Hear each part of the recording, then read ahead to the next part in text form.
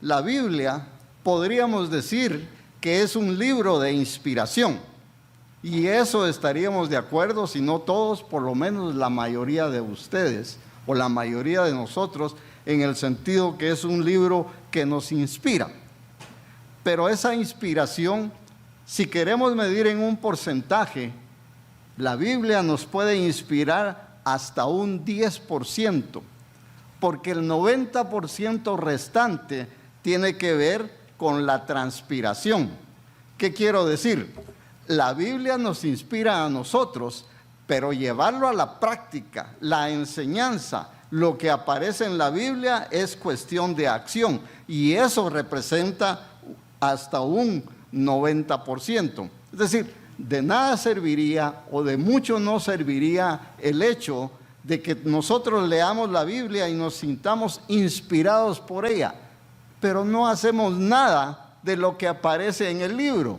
Entonces, sería prácticamente una pérdida de tiempo. Así que inspirémonos en la Biblia, pero llevémoslo a la práctica. Y eso es lo que menciono en relación a un 90% de transpiración. Aprender, pero al mismo tiempo hacer las enseñanzas que aparecen. Todos nosotros tenemos el potencial de desarrollarnos como seres humanos y conocemos cuál puede ser nuestro increíble potencial humano, pero depende de cada uno de nosotros desarrollarlo. Como digo, aprender de la Biblia y llevarlo a la práctica. Depende de cada uno de nosotros y poder desarrollarlo.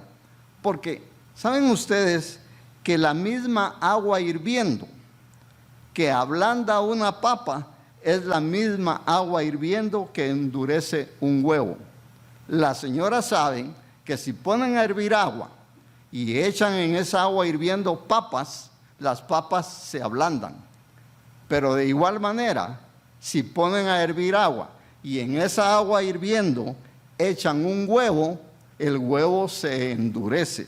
¿Qué quiero decir con eso? O dicho de otra manera, es de lo que estamos hechos, del carácter que usted y yo tenemos, y no de las circunstancias. No dependemos de las circunstancias, sino dependemos del carácter que cada uno de nosotros tiene en su vida para llevarlo a la práctica. La vida es un viaje. La vida es un viaje de crecimiento y transformación. Un crecimiento físico, que eso lo da la naturaleza. Todos en alguna medida crecemos, unos más que otros.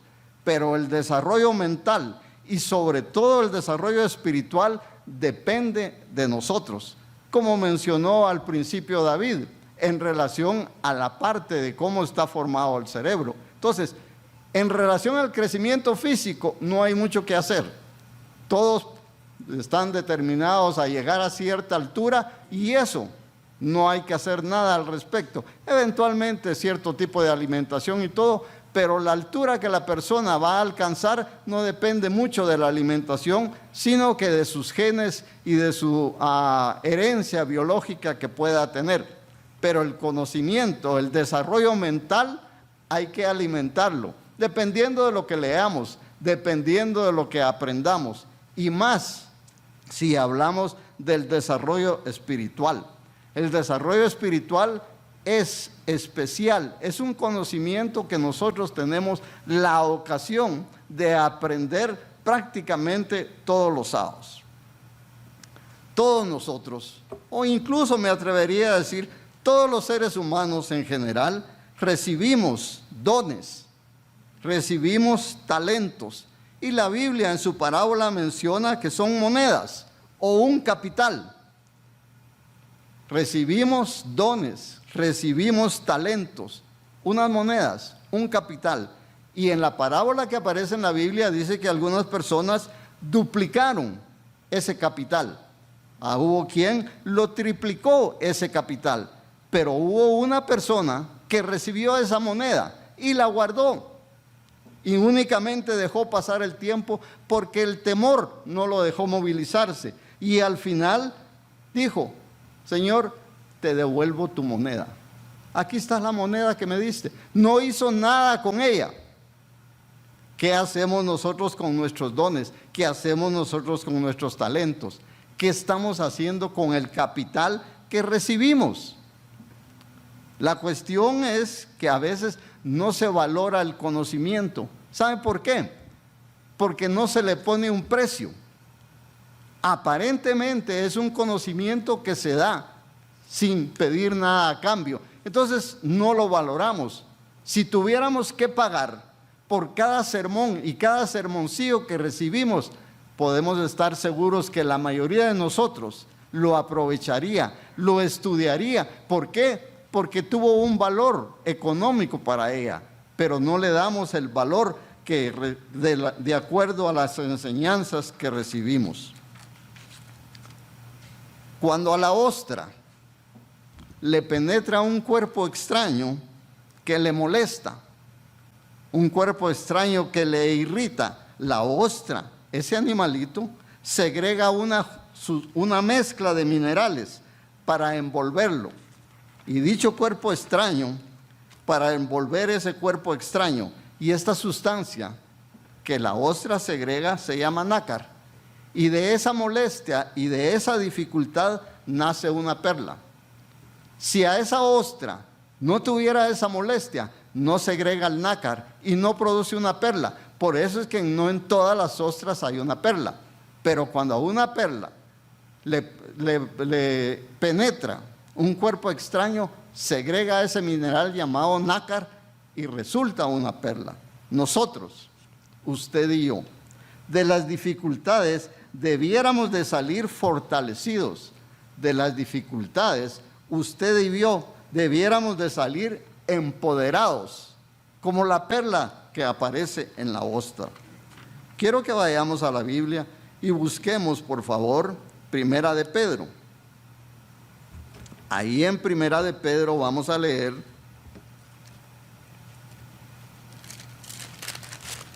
del versículo 3 al 9.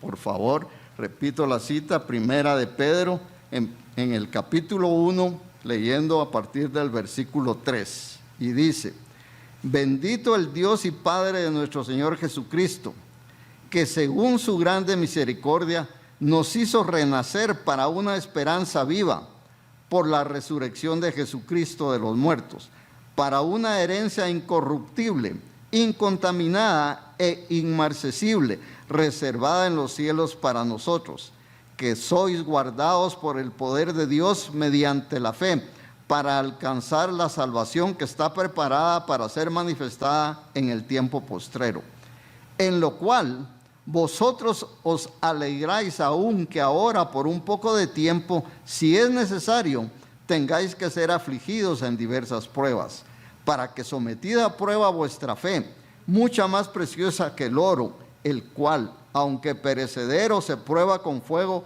sea hallada en alabanza, gloria y honra cuando sea manifestado Jesucristo, a quien amáis sin haberle visto, en quien creyendo, aún ahora no lo veis, os alegráis con gozo inefable y glorioso. Y el 9, obteniendo el fin de vuestra fe, que es la salvación de vuestras almas. Nos dice ahí la Biblia, de acuerdo a los versículos que leímos, fuimos renovados para una esperanza viva, para recibir una herencia incorruptible. Y actualmente, en este momento, en nuestra vida, protegidos por Dios, aunque enfrentando aflicciones, pero aflicciones para fortalecer la fe. Digo, aflicciones para fortalecer la fe. Pero ahora bien, no estamos solos. Es decir, no estamos nosotros luchando únicamente y exclusivamente nosotros en nuestra vida. Quiero que leamos en el Salmo 18, por favor. Repito, Salmo 18.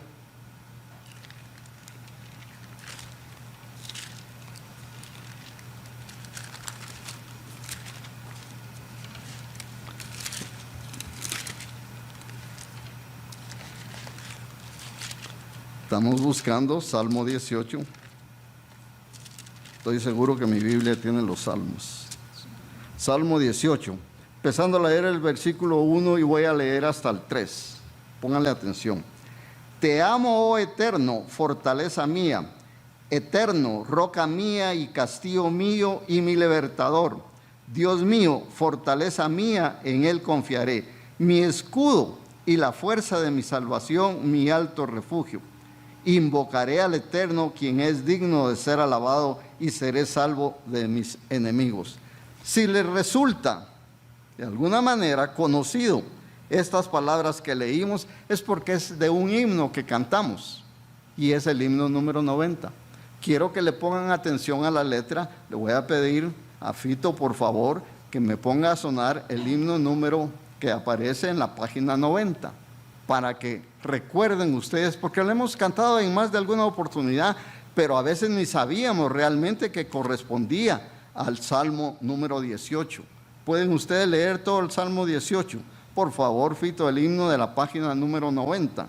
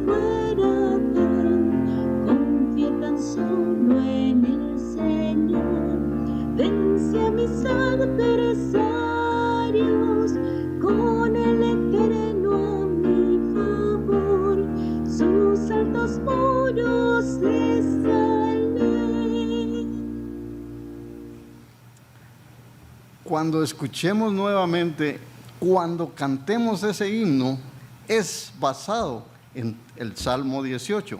Y ahí escuchamos, si le ponemos atención a la letra, cuando estamos en ansiedad, nos menciona que Dios es nuestra roca.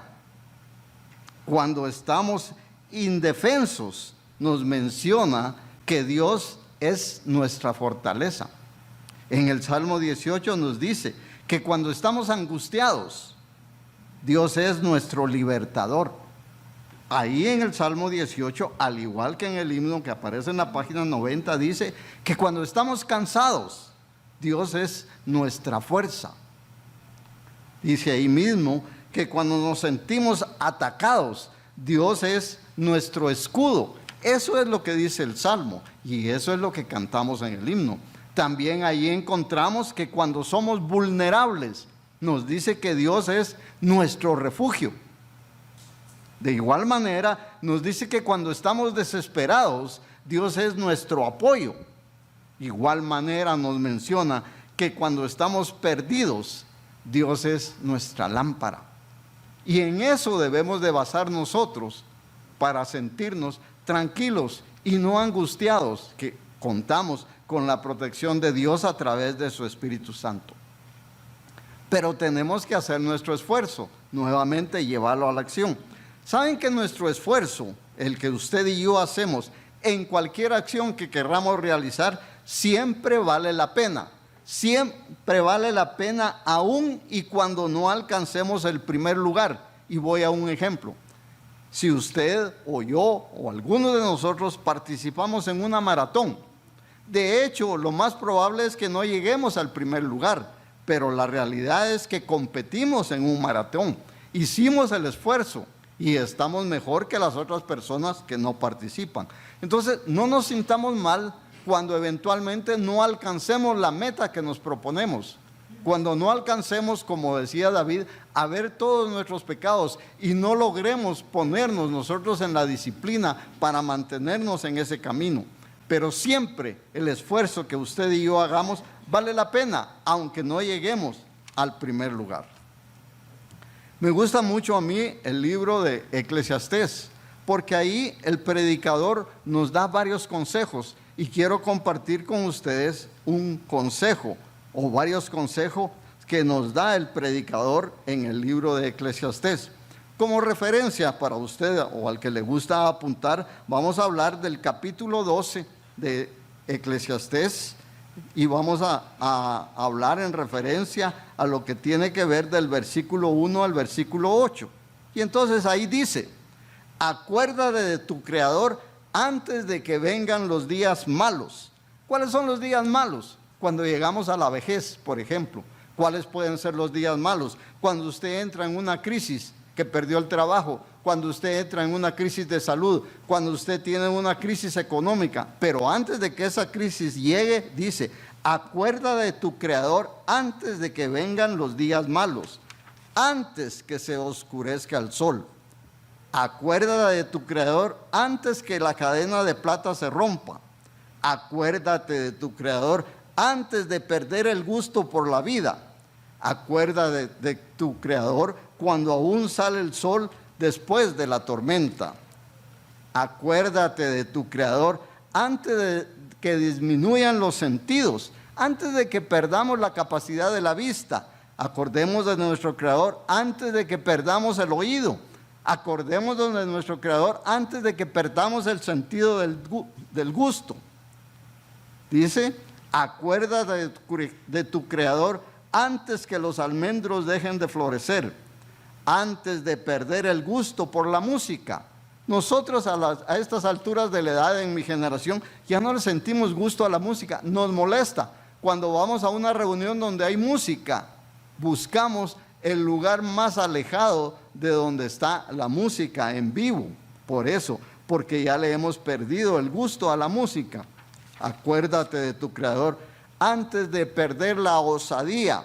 Acuérdate de tu Creador antes de perder el valor para enfrentar los desafíos. Tenemos que tener presente a Dios antes de estar en dificultades. Eso es lo que quiere decir ahí el predicador en relación a acuérdate de tu Creador. Quiero leer de ahí de Eclesiastés 12 únicamente el versículo 6, pero lo quiero leer en la versión popular, si ustedes escuchan. Eclesiastés 12:6 en la versión popular dice: acuérdate de tu Creador ahora que aún no se ha roto el cordón de plata, ni se ha hecho pedazos la olla de oro. Ahora que aún no se ha roto el cántaro a la orilla de la fuente, ni se ha hecho pedazos la polea del pozo. Acordémonos de nuestro Creador cuando estamos en buenas condiciones. Acordémonos y démosle gracias a nuestro Creador cuando tengamos salud, cuando tengamos bienestar, y no buscarlo cuando ya estamos en la crisis y en los problemas.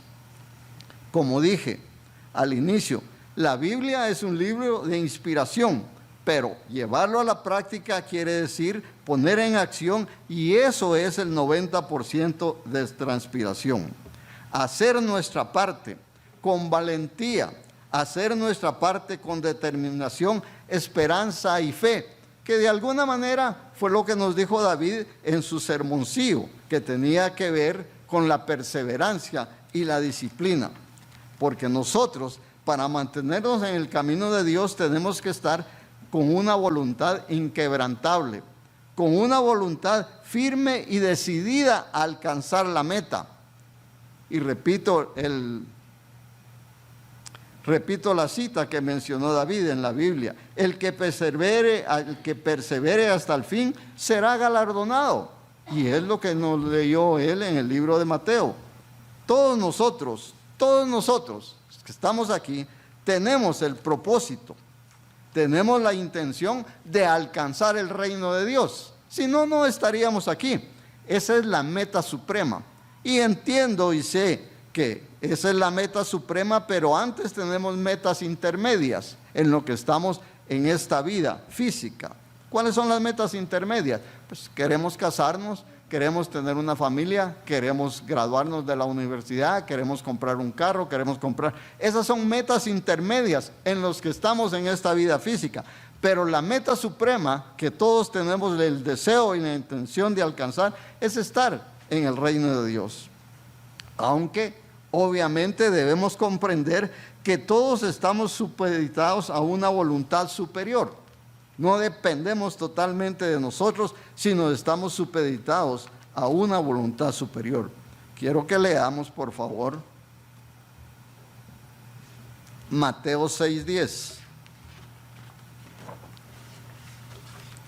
En relación a lo que los menciono. Y Mateo 6:10 nos dice: venga tu reino, y es lo que oramos, hágase tu voluntad como en el cielo, así también en la tierra. Jesús mismo expresó en Lucas 22:42. Por favor, busquemos Lucas 22:42. Dice, diciendo: Padre, si quieres, pasa de mí esta copa, pero no se haga mi voluntad sino la tuya.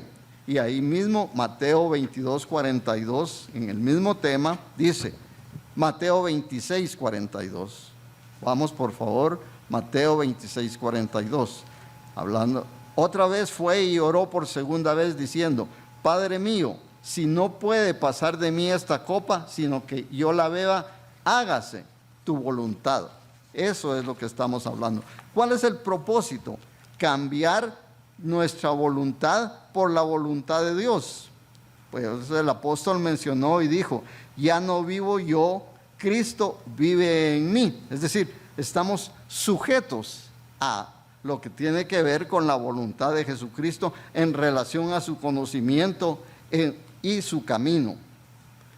Hablando de eso, quiero comentarles que vi en esta semana en Facebook o alguna cosa de esas, una historia que de alguna manera quiero compartirla para que refleja en relación a la voluntad y en el camino que usted y yo andamos. Y menciona que venían 3 vehículos. En el primer vehículo venía una persona de edad avanzada, en el segundo vehículo una señora, pues no tan grande, y en el tercer vehículo era una autopatrulla. Todos saben que las personas de edad ya no manejamos tan rápido. Entonces venía el vehículo primero manejado por una persona ya de edad, y llegando al semáforo, el semáforo puso amarillo. Y ustedes saben que algunas personas el amarillo debiera decir frene, pero para algunas personas el amarillo quiere decir acelere, y acelere. La señora que venía en el segundo vehículo pensó que el vehículo que venía adelante iba a pasar en amarillo. Pero como digo, como una persona ya tranquila de edad, vio el amarillo y frenó. La señora tuvo que frenar en su vehículo atrás, casi choca con el vehículo de enfrente porque ella creyó que iba a pasar. Y atrás la patrulla se detuvo sin ningún problema. Como la señora iba a chocar con el vehículo por frenar de alguna forma, sin preverlo, bajó la ventanilla, empezó a sonar la bocina y empezó a insultar al conductor del vehículo de adelante. Entonces sonaba la bocina y lo insultaba. Policía de la patrulla se bajó y fue a hablar con ella a la ventanilla y le dijo: señora, sus documentos. Sí, pero ¿por qué? Si no he hecho nada malo. Pero sí, sus documentos. Y retiró los documentos y le dijo: acompáñeme a la jefatura. Pero no he hecho nada malo. Sí, pero acompáñeme. La llevó a la jefatura, ahí la tuvo alrededor de 1 hora. Cuando pasó la hora, a la señora la tuvieron ahí en una habitación sola. Le dijeron: señora, aquí están sus documentos. No hay ningún problema, disculpe, fue una equivocación, pero aquí están sus documentos y se puede retirar. Obviamente a la señora no le gustó, porque lo tuvieron ahí retenida durante bastante tiempo, pero preguntó: mire, ¿cuál es la razón? ¿Cuál es la razón por la que usted me trajo aquí?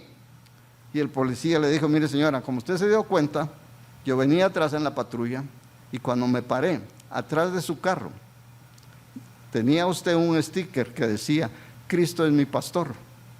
Y cuando usted empezó a insultar, a sonar la bocina, yo dije: esta señora no es de las ovejas de Cristo, ese vehículo lo debe haber robado, ella no es la dueña, y por eso la traje aquí.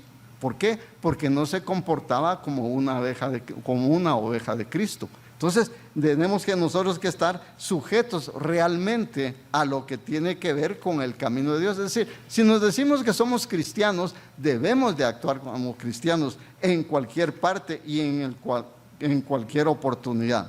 Porque seguir la voluntad de Dios implica fortaleza, seguir la voluntad de Dios implica carácter, implica ser íntegro. Vamos a leer Primera de Pedro 4:2, si son ustedes tan amables. Primera de Pedro 4:2, y ahí dice: para no vivir el tiempo que resta en la carne conforme a las concupiscencias de los hombres, sino conforme a la voluntad de Dios. Entonces cambiamos nuestros hábitos, cambiamos nuestras costumbres. Son decisiones difíciles porque van en contra de nuestra naturaleza humana. La Biblia los llama deseos de la carne. Eso es como la Biblia los llama a actuar de las personas en este mundo. Implica también disciplina, como nos mencionaba David en su sermoncillo. Disciplina en nuestro orden, cambio de hábitos y costumbres. Leamos por favor Romanos 2 del 17 al 24. Busquemos el libro de Romanos.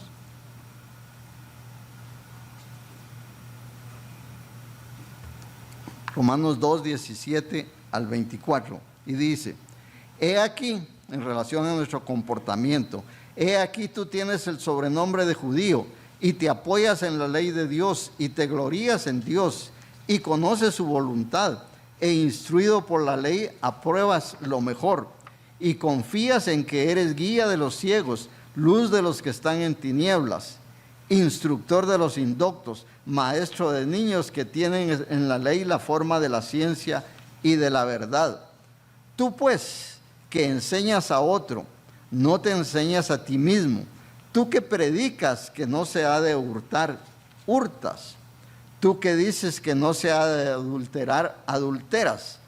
Tú que abominas de los ídolos, cometes sacrilegio. Tú que te jactas de la ley con infracción de la ley, deshonras a Dios. Porque como está escrito, el nombre de Dios es blasfemado entre los gentiles por causa de vosotros. Siendo disciplinados nosotros, se puede seguir la voluntad de Dios. Busquemos por favor el libro de Efesios 1:9.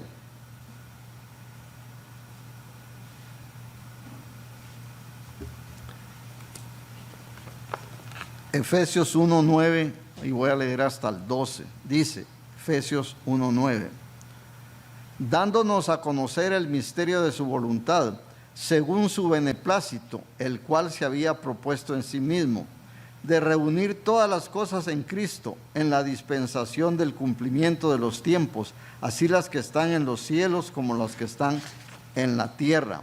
En él asimismo tuvimos herencia, habiendo sido predestinados conforme al propósito del que hace todas las cosas según el designio de su voluntad, a fin de que seamos para alabanza de su gloria, nosotros los que primeramente esperábamos en Cristo.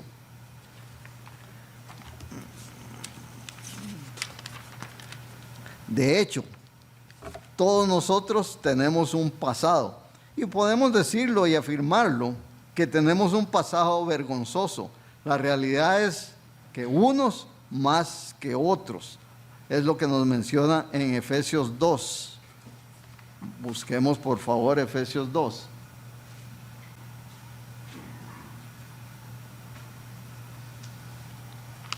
Y de Efesios 2, voy a leer el versículo 3 hasta el 5.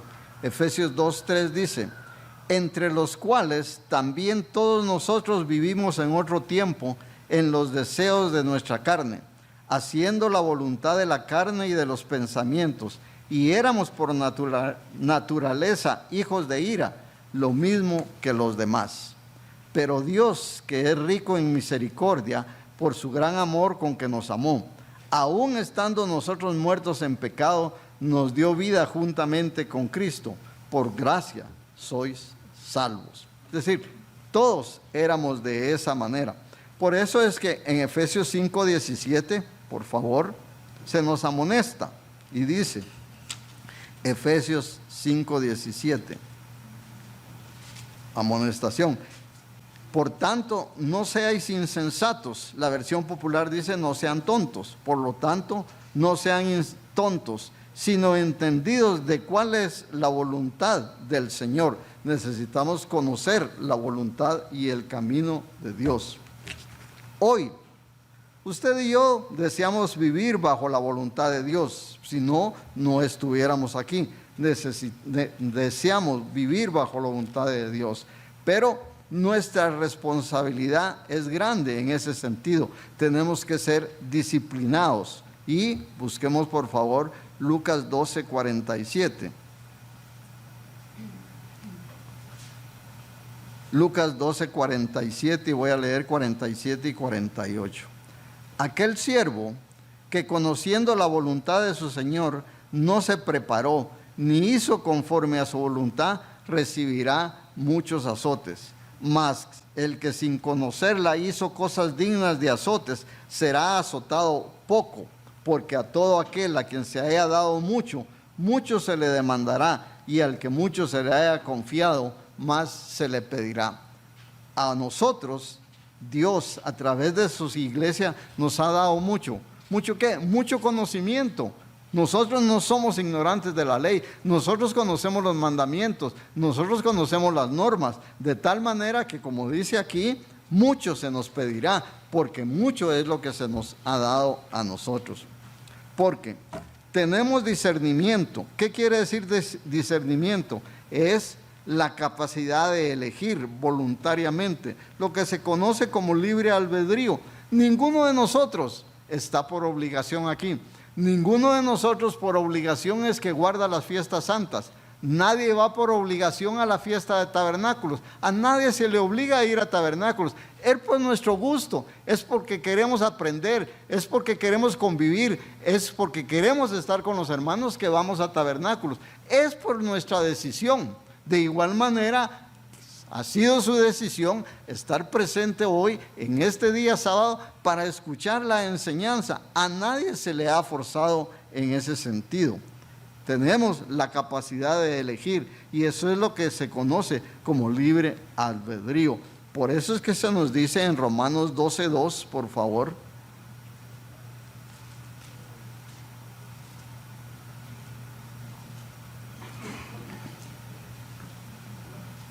No os conforméis a este siglo, sino transformaos por medio de la renovación de vuestro entendimiento, para que comprobéis cuál sea la buena voluntad de Dios, agradable y perfecta. Conocemos la voluntad de Dios, por eso es lo que se nos dice, pero nosotros lo elegimos. Jesús afirmó lo siguiente en Juan 5:30. Juan 5:30, y dice Jesucristo: no puedo yo hacer nada por mí mismo. Según oigo, así juzgo, y mi juicio es justo, porque no busco mi voluntad, sino la voluntad del que me envió, es decir, la voluntad del Padre. Y entiende Jesucristo y nosotros de igual manera que solos no podemos hacerlo. Por eso leamos Juan 6:38.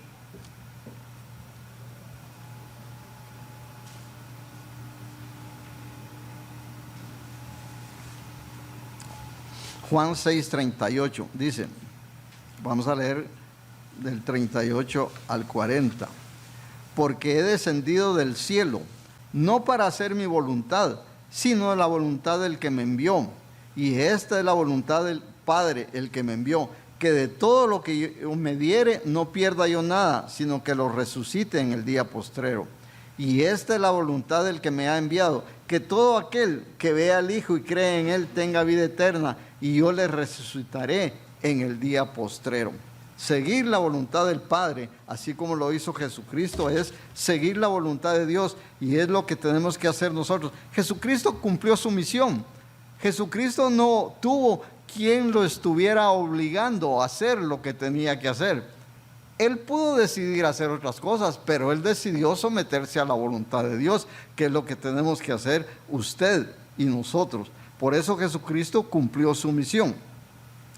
Los expertos en salud mental mencionan que la voluntad empodera. Cuando usted está haciendo algo que le gusta y que le interesa y es su decisión, eso le da un poder especial para poderlo llevar a cabo.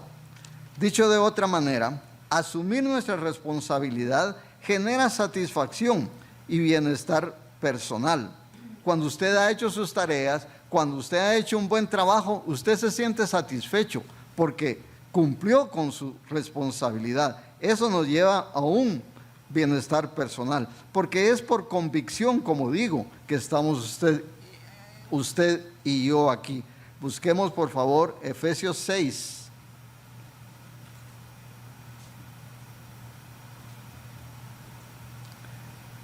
Y de Efesios 6 voy a leer Efesios 6 y Efesios 6:6 y Efesios 6:7. Dice: no sirviendo al ojo como a los que quieren agradar a los hombres, sino como siervos de Cristo, de corazón, haciendo la voluntad de Dios, sirviendo de buena voluntad como al Señor y no a los hombres.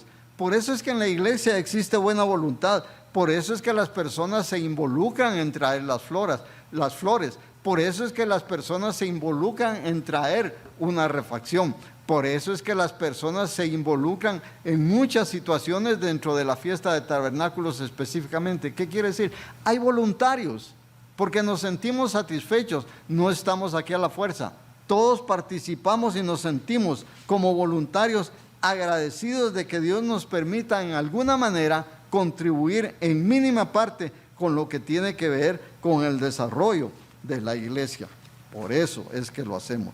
No es para ser vistos de las personas. Ninguno de nosotros quiere que lo vean que está guardando el sábado. Todos sabemos cómo se guarda el sábado, como se mencionó en el sermoncillo, en el ejemplo que nos dijo, pero no es para ser vistos en ese sentido. La voluntad es una decisión consciente. Es una decisión consciente para lograr un propósito, pero no es algo emocional, no es algo temporal. Su voluntad se debe mantener y se mantiene asistiendo todos los sábados. Usted viene todos los sábados porque es lo que usted desea, pero no es por una emoción que está aquí en un principio, porque eso es temporal. Juan 2:17, por favor.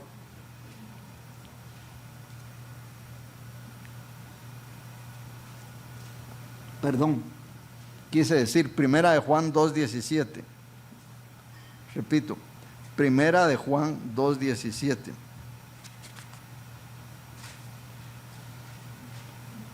Y el mundo pasa, y sus deseos también, pero el que hace la voluntad de Dios permanece para siempre. Es parte de nuestra decisión, es parte de nuestra voluntad el estar aquí.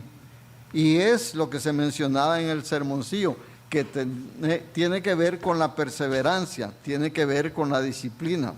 Hebreos 10:36.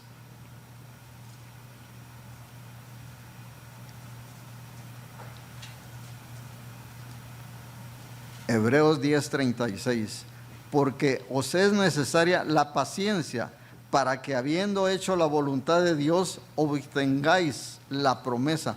Todos nosotros estamos buscando, como les dije, la meta suprema en ese sentido. Pero necesitamos perseverancia, necesitamos dedicación, necesitamos disciplina. Es que hay que ser muy disciplinado para poder guardar el día sábado.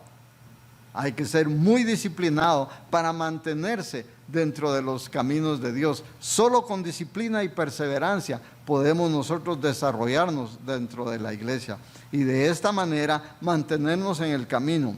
Y quiero concluir con una cita final que es una exhortación del apóstol Pablo y es la que debe de quedar en su mente para efectos de mantenernos dentro de lo que tiene que ver la voluntad de Dios. Y esa exhortación de Pablo está, por favor, en 1 Corintios 16:13 y 16:14. Repito, 1 Corintios 16:13 y 16:14. Dice, 1 Corintios 16:13, velad, estad firmes en la fe, portaos varonilmente y esforzaos. Y el 14, todas vuestras cosas sean hechas con amor. Si hacemos esta perseverancia, si nos mantenemos en disciplina, cada uno de nosotros se va a poder mantener dentro del camino de Dios y haciendo su voluntad, que es para lo que fuimos llamados y es lo que hemos aprendido. Y de esta manera podemos esperar alcanzar lo que tiene que ver con la meta suprema de estar en su reino.